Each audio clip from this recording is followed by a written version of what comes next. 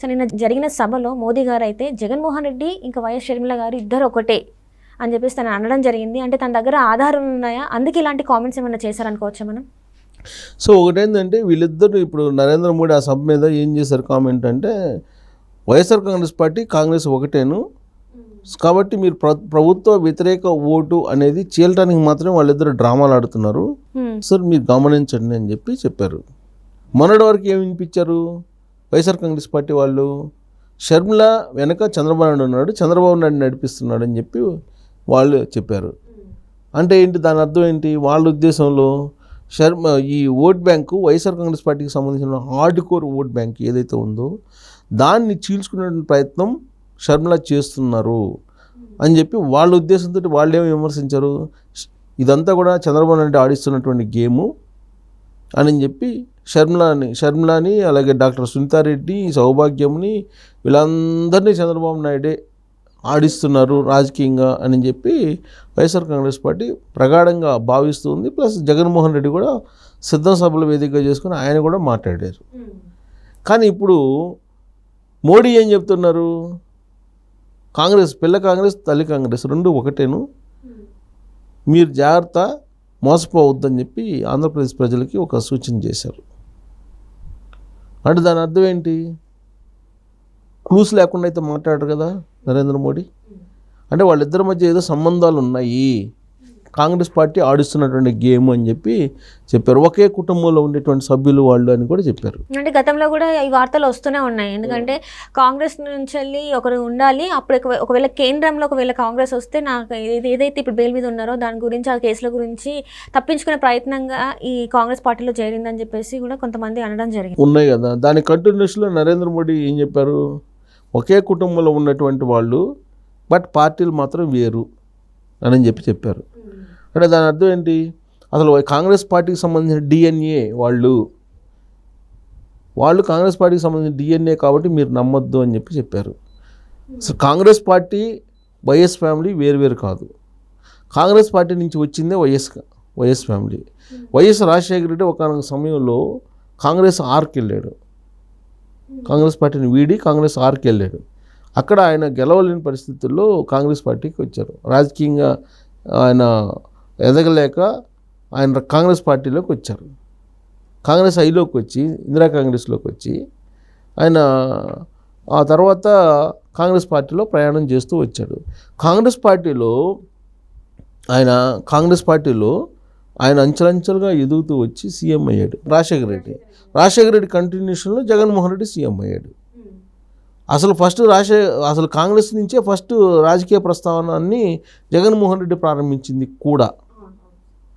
So కాబట్టి కాంగ్రెస్ పార్టీలో ఉంటూ కాంగ్రెస్ పార్టీ భావజాలాన్ని పుణికిపుచ్చుకొని కాంగ్రెస్ పార్టీ యొక్క మొత్తం ఆలోచనలు, కాంగ్రెస్ పార్టీ యొక్క సరళి మొత్తం కూడా వాళ్ళకి బాగా ఉంది ఆ ఫ్యామిలీకి. కాబట్టి కాంగ్రెస్ పార్టీని నమ్మొద్దు, కాంగ్రెస్ పార్టీని నమ్మి మీరు ఓటేయద్దు. అలాగే పిల్ల కాంగ్రెస్ పార్టీ నుంచి వీడిపోయి ఏర్పాటు చేస్తున్నటువంటి వైఎస్ఆర్ కాంగ్రెస్ పార్టీ వైసీపీ జగన్మోహన్ రెడ్డిది వాళ్ళిద్దరూ ఒకటేను. కాబట్టి మీరు ఓన్లీ కూటమి మాత్రం ఓటేయండి రాష్ట్ర ప్రయోజనాల కోసం అని చెప్పారు నరేంద్ర మోడీ. ఎందుకనంటే ఇప్పుడు ఒకవేళ ప్రభుత్వ వ్యతిరేక ఓటు ఎక్కువగా ఉంది అని చెప్పి కేంద్ర నిఘా వర్గాల యొక్క సర్వేలు. అందుకే ఈ మధ్యకాలంలో కేంద్ర హోంశాఖ మంత్రిగా ఉన్నటువంటి అమిత్ షా ఏం చెప్పారు, ఆంధ్రప్రదేశ్లో తెలుగుదేశం పార్టీ 23 ఎంపీ స్థానాలు గెలవబోతుంది అని చెప్పి ఆయన చెప్పడం జరిగింది. అది జరిగిన తర్వాతనే కదా పొత్తు అనేది కన్ఫర్మ్ అయిపోయింది. సో కాబట్టి ఆంధ్రప్రదేశ్లో బలంగా ఉంది తెలుగుదేశం పార్టీ. ఎందుకు? ప్రభుత్వ వ్యతిరేక ఓటు ఎక్కువగా ఉంది కాబట్టి. సో కాబట్టి ఈ ప్రభుత్వ వ్యతిరేక ఓటు చీలిపోవాలంటే, చెల్లాచెదురు అయిపోవాలంటే అక్కడ ప్రయత్నాలు చేస్తున్నాడు జగన్మోహన్ రెడ్డి. దాంట్లో భాగంగా ఇప్పుడు కాంగ్రెస్ పార్టీ పిసిసి అధ్యక్షురాలుగా అక్కడ షర్మిల వచ్చారని చెప్పి మోడీ భావిస్తూ ఉన్నారు. ఓకే, కానీ ఇప్పుడు ఇక్కడ ఉండే వైఎస్ఆర్ కాంగ్రెస్ పార్టీ ఏం చేస్తుంది, తెలుగుదేశం పార్టీ వాళ్ళు పెట్టించారు ఆవిడ అని చెప్పి చెబుతున్నారు. కానీ కాంగ్రెస్ పార్టీ ఏంటి, రేవంత్ రెడ్డి పిసిసి అధ్యక్షుని హోదాలో వైజాగ్కి మీటింగ్కి అటెండ్ అయ్యాడు. సీఎం తెలంగాణ సీఎంగా ఉన్నటువంటి రేవంత్ రెడ్డి వైజాగ్ మీటింగ్ అటెండ్ అయ్యారు. ఆ మీటింగ్లో ఏం చెప్పారు? చంద్రబాబు నాయుడు అలాగే జగన్మోహన్ రెడ్డి ఇద్దరు కూడా నరేంద్ర మోడీ దొడ్లో మనుషులే అని చెప్పారు. సో కాబట్టి మీరు వాళ్ళిద్దరికి ఎవరికి ఓటేసినా కానీ, ఎవరికి జగన్కి అలాగే చంద్రబాబుకి ఎవరికి వేసినా కానీ మీరు అటే వెళ్ళిపోతారు, మీరు నమ్మొద్దు, వాళ్ళు బీజేపీ మనుషులు ఇద్దరు కూడా అని చెప్పి ఆయన చెప్పాడు. కాంగ్రెస్ పార్టీకి ఓటు వేయండి అని చెప్పారు. అంటే దీని అర్థం ఏంటి? ప్రభుత్వ వ్యతిరేక ఓటు అనేది కాంగ్రెస్ పార్టీ చీల్చుకునే ప్రయత్నం చేస్తుంది. ఆ సందర్భంగా ఆయన ఏం చెప్పాడు? మాకు ఎక్కువ అవసరం లేదు, ఒక ఎంపీ 5 ఎమ్మెల్యేలు ఇవ్వండి చాలు అన్నట్టుగా మాట్లాడు. 5 ఎంపీలు 25 మంది ఎమ్మెల్యేలు ఇవ్వండి చాలు, మేము ప్రత్యేక హోదా ఎట్లా చూస్తామని చెప్పాడు. 5 ఎంపీలు 25 మంది ఎమ్మెల్యేలు ఇవ్వండి చాలు అని చెప్పాడు ఆయన. అంటే ఏదో ఒక రకంగా ఓట్ బ్యాంకుని ప్రభుత్వ వ్యతిరేక ఓట్ బ్యాంకుని చీల్చాలనే ప్రయత్నం కాంగ్రెస్ పార్టీ చేస్తుంది. దానికి అడ్డుకట్టు వేస్తే ఇప్పుడు నరేంద్ర మోడీ ఆ ప్రయత్నం చేశాడు. ఇది వైఎస్ఆర్ కాంగ్రెస్ పార్టీ, కాంగ్రెస్ ఒకటేను, మీరు పొరపాటు పడి మీరు ఓటు వేయొద్దు, ఆ 2 పార్టీలకి కూటమికి మాత్రమే ఓటు వేయండి అని చెప్పడం జరిగింది. అంటే కాంగ్రెస్ ముక్త్ భారత్ అనేది బీజేపీ యొక్క నినాదం. ఎక్కడా కూడా కాంగ్రెస్ కనపడకూడదు. సో కాబట్టి వాళ్ళు ప్రాంతీయ పార్టీలకు కూడా వ్యతిరేకం. ఎవరు? బీజేపీ.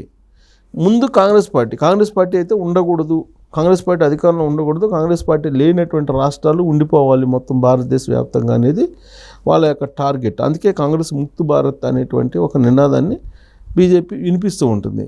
దాంట్లో భాగంగానే ఇప్పుడు కాంగ్రెస్ పార్టీని మీరు బలోపేతం చేయొద్దు, ఇద్దరు ఒకే కుటుంబ సభ్యులు, వాళ్ళు నాటకం ఆడుతున్నారు, మీరు నమ్మొద్దు అని చెప్పేటువంటి ప్రయత్నం నరేంద్ర మోడీ చేశారని చెప్పి మనకు తెలుస్తుంది.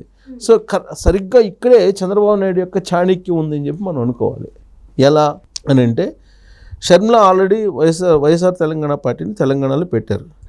తెలంగాణలో పెట్టిన తర్వాత అప్పుడు కేసీఆర్ పెట్టించారు ఆ వైఎస్ఆర్ తెలంగాణ పార్టీని అనేటువంటి ఒక ప్రచారం జరిగింది అప్పట్లో.